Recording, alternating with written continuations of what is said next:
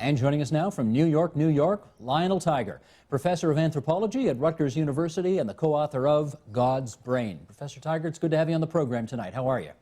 I'm very well so far. So far. It gets better. Relax. Let's start with this. What triggered your interest in studying why people believe in God? I wrote a book in 1979 called Optimism, the Biology of Hope, and I was fascinated by the manner in which people tend to overestimate the odds in their favor virtually at all times. And it seemed to me that as a hunting-gathering species, which we are, we had to have built in a pattern so that we get up in the morning and say, what a great day to catch an elephant, because whoever didn't do that would lie in bed or whatever they were on, mud floor or whatever, and they wouldn't have any dinner. The other element that introduced the sort of semi-religious idea to me was the Darwinian perspective, because Darwin's book and work on sexual selection and natural selection meant that organisms had to make choices of partners, and those choices became the species. And I put that together with the great zoologist George Bernard Shaw, who once said, and you can use this for any sexual combination you wish, love consists in overestimating the difference between one woman and another. And if you don't make that overestimate, there won't be a baby.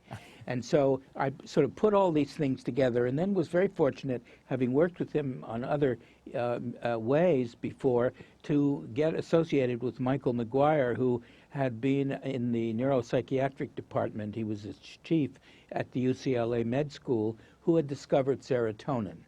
And serotonin is the sort of feel-good neurotransmitter which has led to Prozac and everything else. And together we said, hey, let's see if we can try to explain this miraculously complex and interesting and universal phenomenon called religion. In which case, as far as the brain is concerned, what function do you think religion plays? We assumed that the brain creates religion. Religion doesn't come out of the elbow or the ear or the shoulder. It comes out of the brain. It's an intricate cortical product. It's supported by books and preachers and theologians and Talmudic disquisition, and it's employed by the brain. The brain is the organ that receives it, integrates it into the personality, and then into the social structure. The image we use, I don't know if you had one, it was that toy of a bird with a beak at the edge of a glass which had water in it, and he would dip his beak into the water and then come back up and dip back in. Well, I think religion is like that. It is something you dip into, and then, my goodness, you sin, and then you have to dip into it again, and so on. But it's a very interesting circular pattern, and the fact is that there are 4,200 definable religions in the world, and evidently at least 90% or maybe 85% of human beings are religious, and you have to explain why this is. And so we decided that being Homo sapiens, after all, it was our sapient organ, the brain, which was the principal operator of this fascinating system. Well, I recently interviewed another professor from a country not Canada with who had a book out with the word God in the title, except it was called The God Delusion, and it was Richard Dawkins. Now, he, of course, says that religion is irrational and, in fact, maybe mentally delusional. What do you say to that? Well, look, I know Richard for many, many years. I like him. I think he's a fine writer. He's done some very interesting work. On this, I think he's wrong because, and I've been on panels with him where the discussion comes to, so, Richard, would you say that most societies, nearly all societies, have religion? Yes, he will agree. And you're a naturalist, are you? Yes. In that case, is it possible religion is natural? And that's when the discussion ends. The fact is that the corollary of what he says, and Christopher Hitchens and some other people who've written rather brilliantly and energetically on the subject, is that if you're a religious person, you're somehow subnormal. Now, frankly, I can understand saying that when you get certain ideas like the transmigration of souls, or some of the belief in miracles and so on.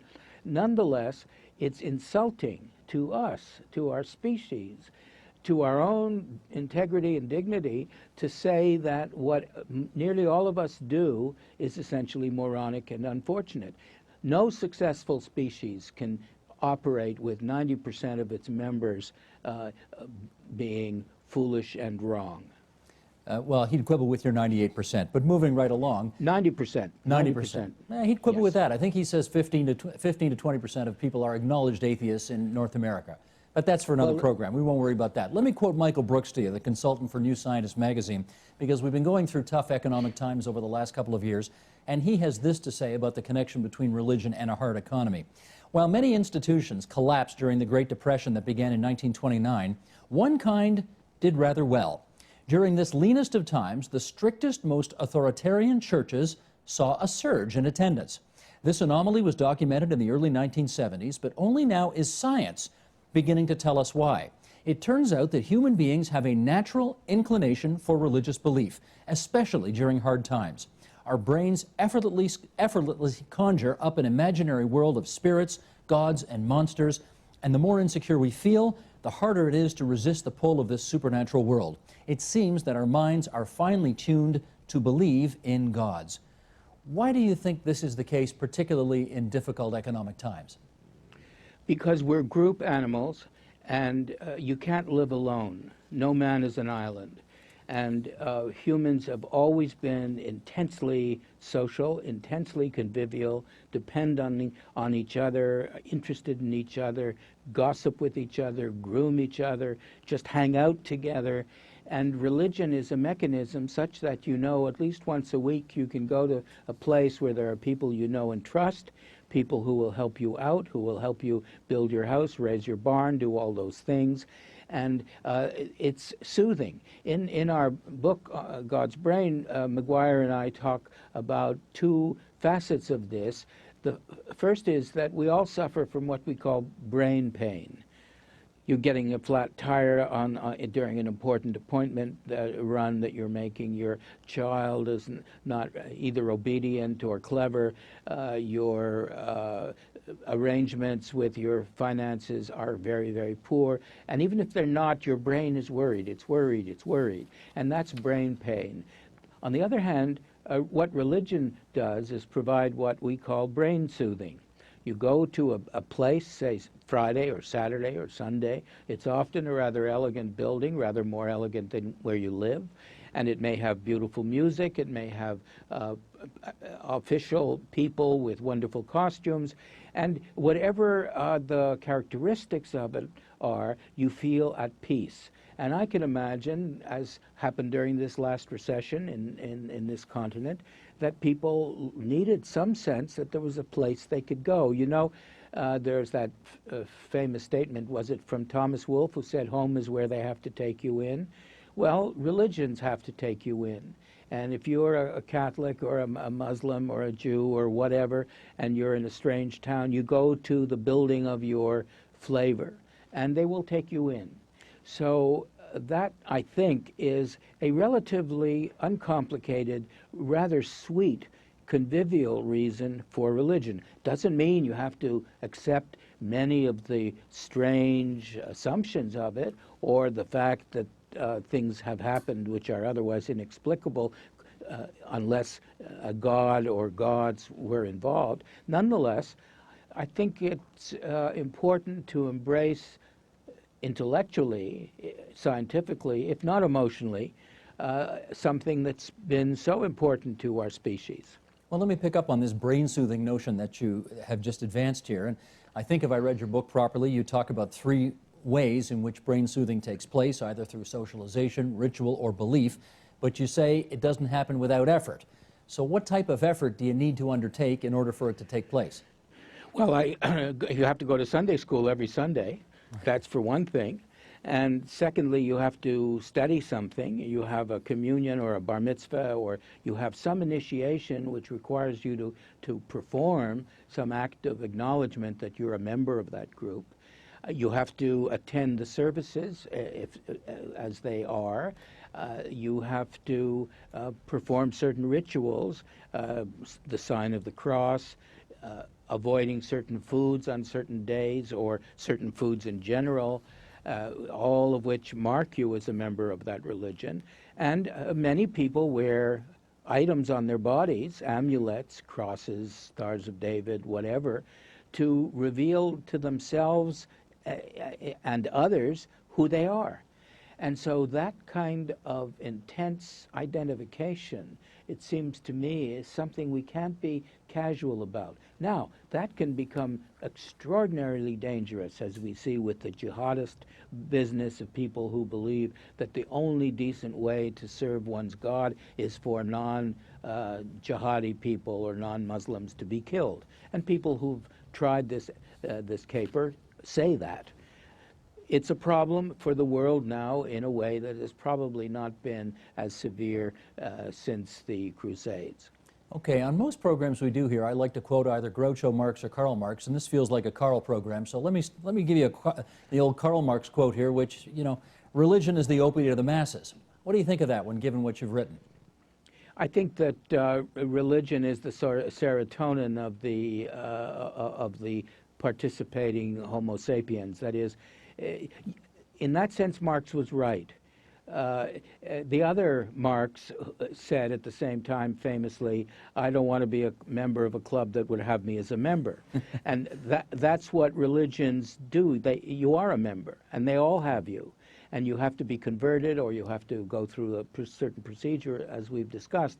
But between your two favorite Marxes, I think we begin to see something about the gravity and the complexity of this process. And I suspect that having a better understanding of religion, I'm here an optimist, may make us less willing to die for a set of ideas and beliefs and practices which may, after all, not be fatally essential to somebody. Okay, in our last minute here before I invite you to join the others in the studio and in Points Beyond to continue our discussion, let's go full circle. If belief is natural, as you have advanced during the course of our discussion tonight, is atheism an evolutionary exception in your view? You raise an extremely important question, and McGuire and I, as we finished our book, we thought, well, you know, we left this out. At the same time, atheists are, and I know many, are people who have often very strong moral convictions. They may do, quote unquote, good things, not because they read it in the Bible or the Quran, but they just intrinsically think that it's good to be good. And at the same time, they often have a wider view of the world. Utilitarianism was one such view, namely the best result for the most people to make the most people happy. Utilitarianism as a sort of religion substitute basically failed, I think, because it had lousy music and no good costumes. And the other big effort to create a moral structure was Karl Marx's epic, communism. But communism had a very poor theory of human nature, and finally people couldn't take it anymore. That's Lionel Tiger, the author of God's Brain. Stand by for a few seconds. I'm going to cross the studio and we'll continue our discussion on whether environmentalism is a new religion for today.